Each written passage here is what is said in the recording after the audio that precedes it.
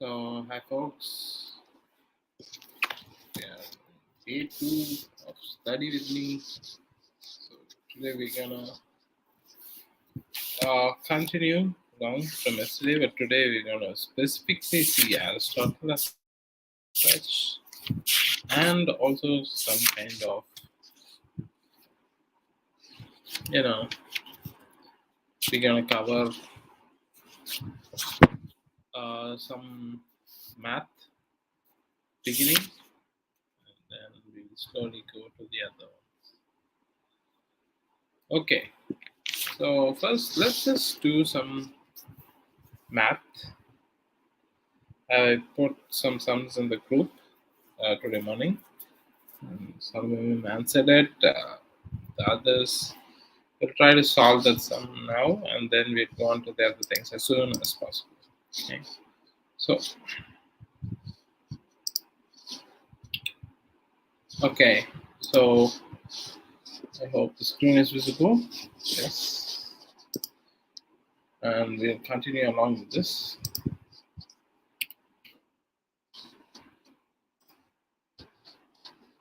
Okay.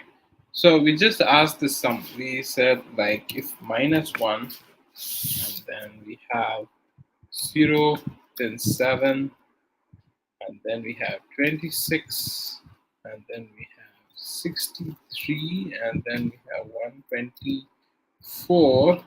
What is the answer? Next, the sequence, right? So what's the answer? So you have -1, 0, 7, 26, 63, and 124. So what is the possible answer? Now look at this. You can see kind of either you can add it. If you can add these two numbers, you will not get 7. If you can minus certain things, you will not get the answer. So we need to figure out certain things. Now we can all understand certain things like, for example, the cube roots. So, for example, 1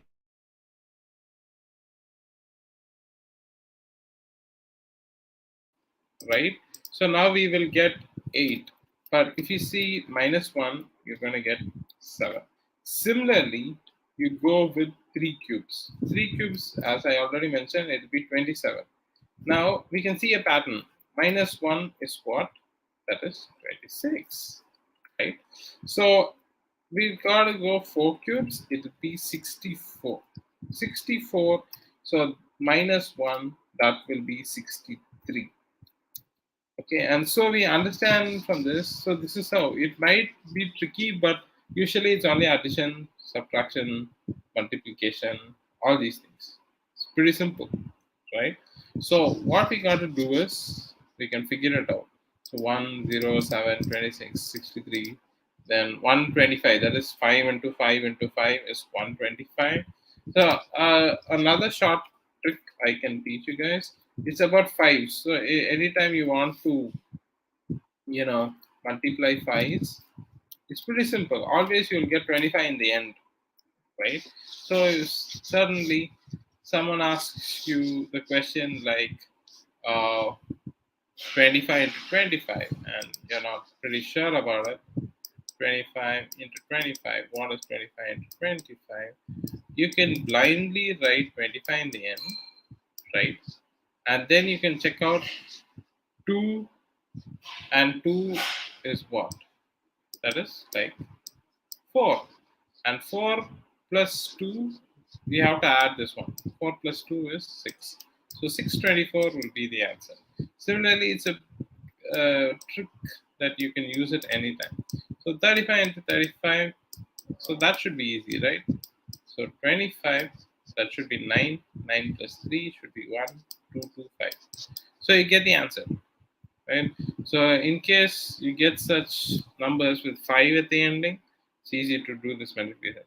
So it's easy to figure out cube roots, square roots, or some number is missing, and all these things. Okay, so use these tricks. It's not much, but every day if you keep on doing more sums, you can actually do a very good job with this one. Okay, So the next one is I'm just going to give you a sum. I hope you can do it afterwards. So 2, 10, 4, 20, and 8, and 30, and 10. So we need to figure out what is the missing term. Now, if I'm going to do this, so 2 is there, 10 is there. So what are the possible ways of doing this? So there is almost like 8 difference there, and 10 and 4, what is the difference? It's like 6. So do I see a sequence there? Uh, so I need to figure out such things. Now, immediately you can understand there is a gap between every alternative number is kind of similar, right? We have 2 and 4 and 8 and 10. So immediately we find out a sequence. So we have like 2, 4, all the even numbers are there. And then we see a sequence like 10, 20, 30. Then obviously the next would be 40. So answer is 40. We are just doing the basics, but usually they don't give such questions. So you can figure out like this. So you need to do those things and see. So you get a clear idea on what we are doing. Okay. So next will be the arithmetic sequence. All those things we will do. So these are the most basic questions and numbers.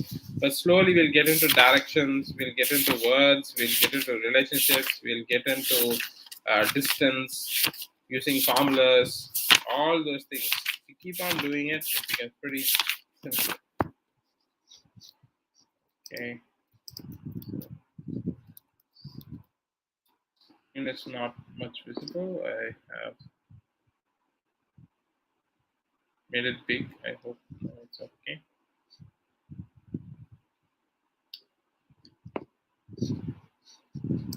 Fine.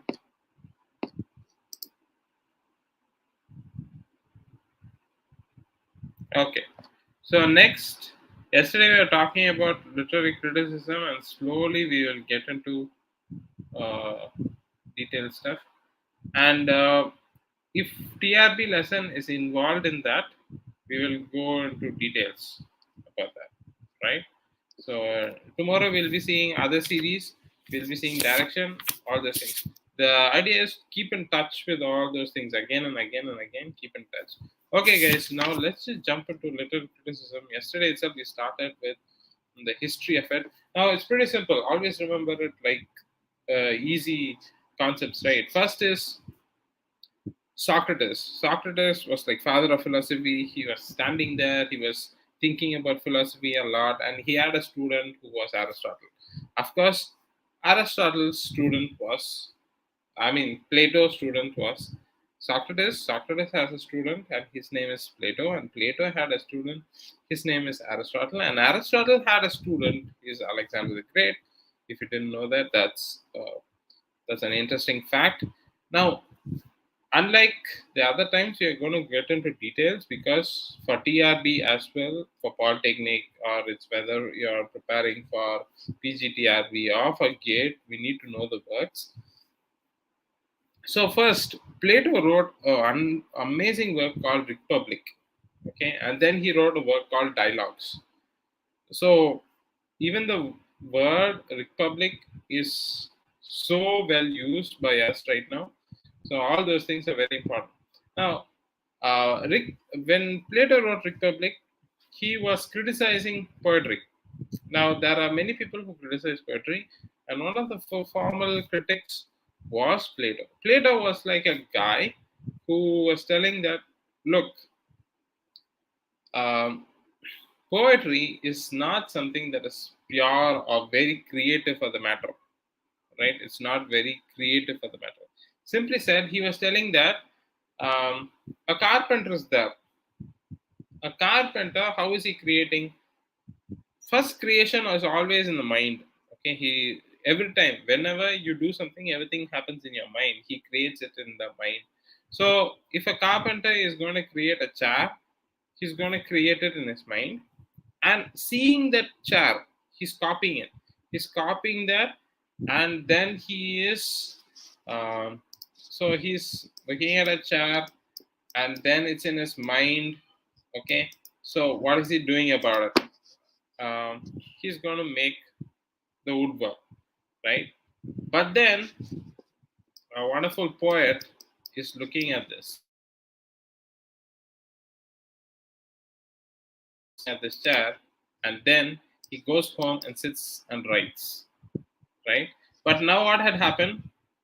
The mind is creating the copy, I mean, creating the thing, and then the carpenter is copying that and making it. Then the poet is copying. This is the second copy. This is the first copy. This is the second copy of that. And when a poet has written, actually, he's made copy of copies. He's doing it twice, right? So it's not something we should be proud about. You're just going to create things. You're looking at a tree or looking at a rose. It's nothing of own creation. You're just imitating, as not imitation, copy. But Aristotle is like, yes, Plato is a wonderful man. He's my well wisher, he's my leader, he's everything, but I disagree with him. For Aristotle, he was more focused on imitation. Imitation was that imitation means doesn't mean it's just complete copy as such. So, in case there are two boys, right? Uh, or for this matter, anybody for the matter, somebody can mimic you. They can act like the way you talk, the way you walk, all that. But that doesn't mean he's exactly you, right? He's someone else, but trying to do like you. And of course, he's going to add his own element to it. That's what Aristotle was telling. Look, it's not completely copy of copies. We are imitating. Imitating means there's a delight, there is a joy behind it. So that's what Aristotle was writing in the Poetics. So today we'll deal with Poetics in detail. Next class we'll keep moving ahead. So whenever we come across these lessons, we will go into detail because in TRB syllabus we have this. Okay, so we will see this. Now, as I already mentioned, every day try to sit, take your notes, learn, prepare. Okay, so sometimes, whenever you have time, just keep on doing these things. It'll be easier. So Aristotle, as I already mentioned, Aristotle was the student of Plato, and Plato was the student of Socrates, and Socrates was the student of particularly Noah. So that's the truth, right? So didn't like poetics much, but Aristotle was not so close-minded. So what Aristotle did was he started writing this poetics. So now you should understand another thing. Poetics basically had two parts. Okay, in the beginning it had two parts, but unfortunately it didn't when it was published. One part was on comedy and the another one was tragedy. But Aristotle decided, okay, let's just write tragedy. Okay, and then he was only doing criticism retrospectively. That means you should all understand already there were great tragic writers.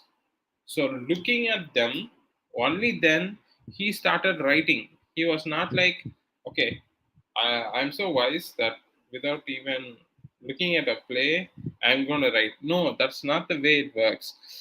Already there were a lot of people who are creating dramas, who are doing all sorts of things.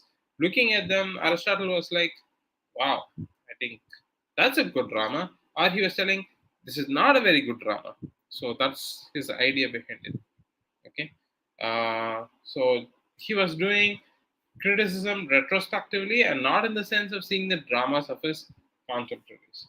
Okay. So it was like, you should understand, we have ancient writers. That is, for us, Shakespeare is too old now. It's like 400 years apart right now. And for Shakespeare, Aristotle would have been like 1,000 years before. Similarly, when Aristotle was there, probably just think before 100 years, some probably Seneca or all these Stoics were there. Seneca would have written a lot of dramas. Looking at them, he found that okay, this is classical. For Aristotle, those were the classics, right? So he was sitting and he was reading them, and he was definitely a huge follower of Sophocles. You know the guy who wrote Oedipus Rex, right? So here is a guy called Sophocles, and he wrote a lot of tragic plays. He was definitely a huge follower of Sophocles, and he wrote this awesome Oedipus Rex, where everybody, everybody dies at the end. Tragedies are like that.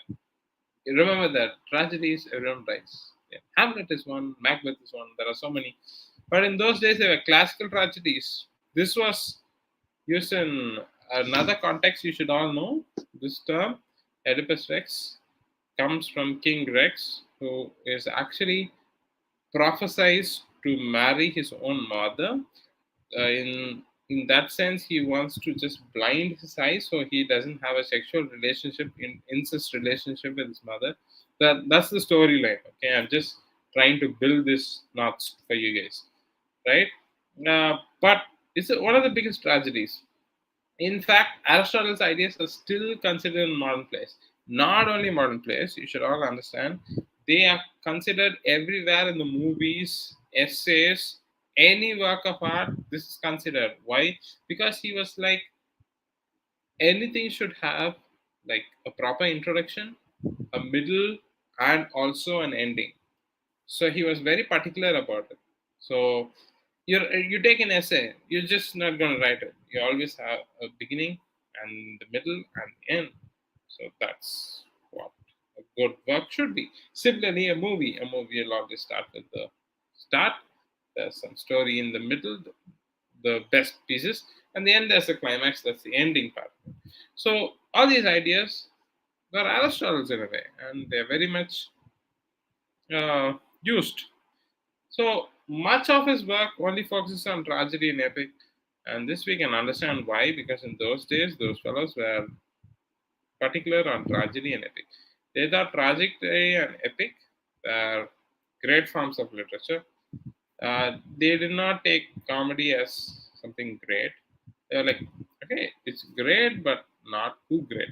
So that was their idea as far as comedy was concerned.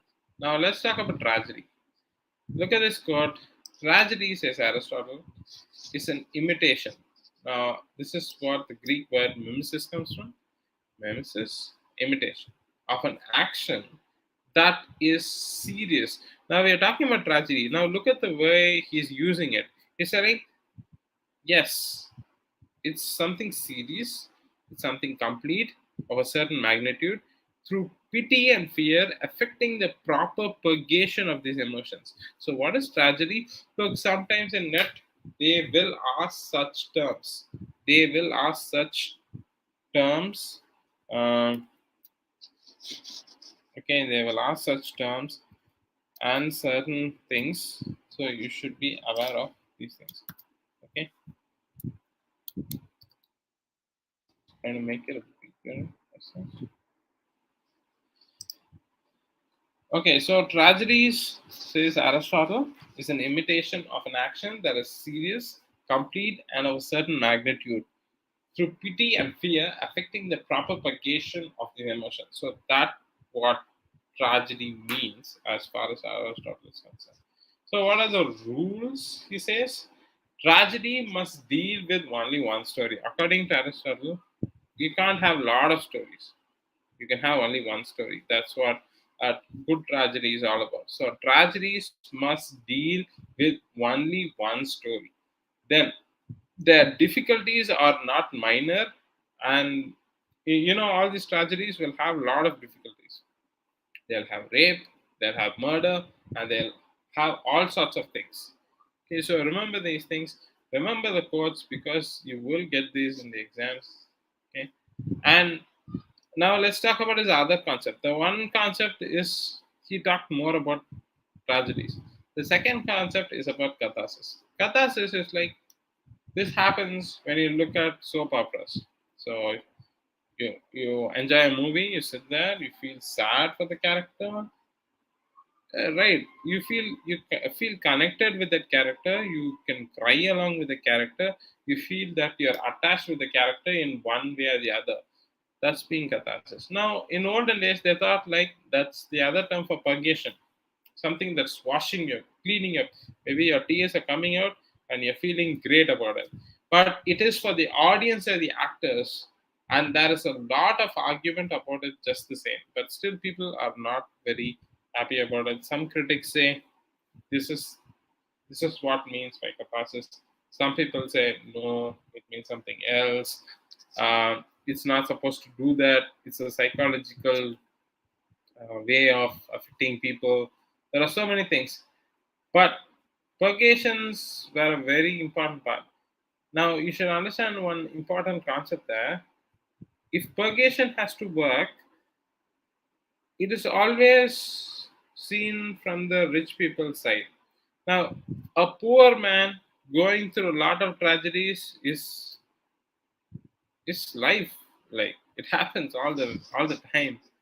But think of rich people. That's why tragedies had some king. He's in a problem. He loses everything. He comes to the streets. He becomes rags, riches to rags story. So people can connect. Oh my God, a king is suffering like this. They can connect with the that those things, right?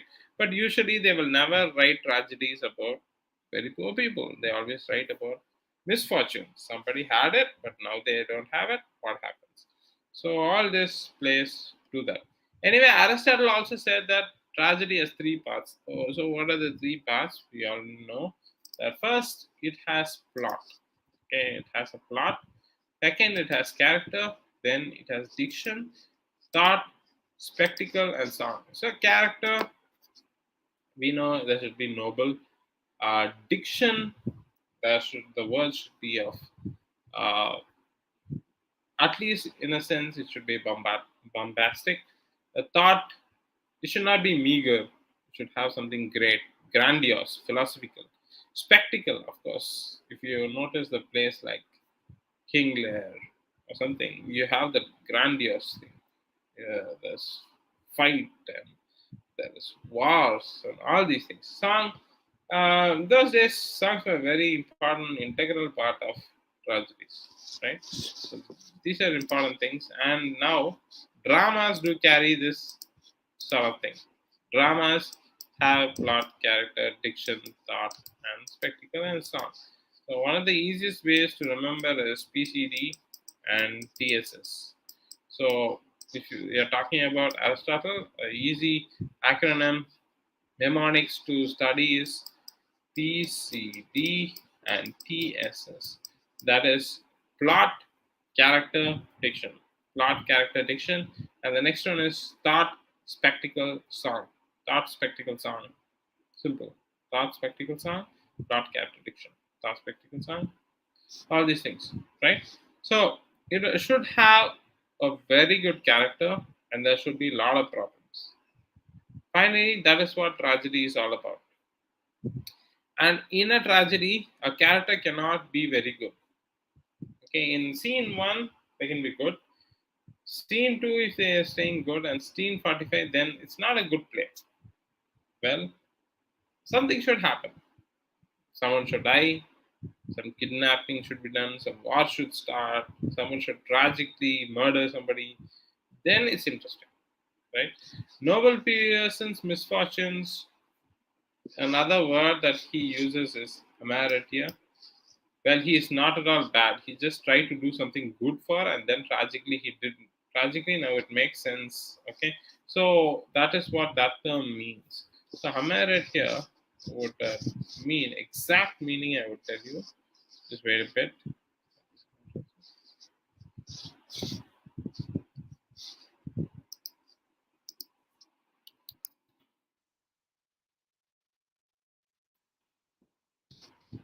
So that means a fatal flaw leading to the downfall of the tragic hero. This is what is called the fatal flaw.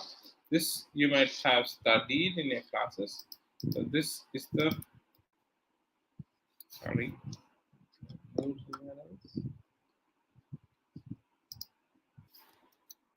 Okay, so this is the fatal flaw.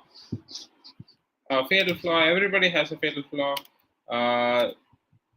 They might, for example, Macbeth was ambitious, right? Macbeth was really ambitious. He wanted more and more, and so he got into all sorts of trouble. Similarly, we see Hamlet procrastinating day in and day out. He didn't know what was happening, but he was procrastinating always, and because of that, he got into a lot of problems. And then let's talk about all these other characters just the same way. Othello, for that matter, he had this uh, amazing ways of finding out how his wife cheated, even imaginarily, he didn't know. So those are the flaws: doubting, ambitious, procrastinating. They all had this fatal flaw, and because of this fatal flaw, they had were dead. So any good tragedy will have that. If you look at any kind of movie, this is true, and they feel this way. That is, they are in certain ways they are problematic thing. Okay. Now, the ending of that Poetics talks about the tragic plot must have reversal, recognition, and suffering. So these are the three aspects a tragic plot should have. It should have a reversal of the plot. There should be some kind of problem, and then we have suffering at the end. Everybody should realize what's the problem, and then the suffering at the end. So if you take Othello, finally it's all tragic. Everybody dies. So all these points are covered in Poetics by Aristotle. Okay, so next we will be talking about Longinus and all the other critics. As we go on, if it's in TRB, we will see the topic in detail. So this is there. Understand Aristotle's Poetics. These are the main ideas. Main ideas would be he talked more about tragedy. He talked about imitation. He talked about plot, character, PCD, and TSS. Right? So what is PCD and TSS? So plot, character, and diction, and then TSS would be thought, spectacle, and song. So this is another one of it. And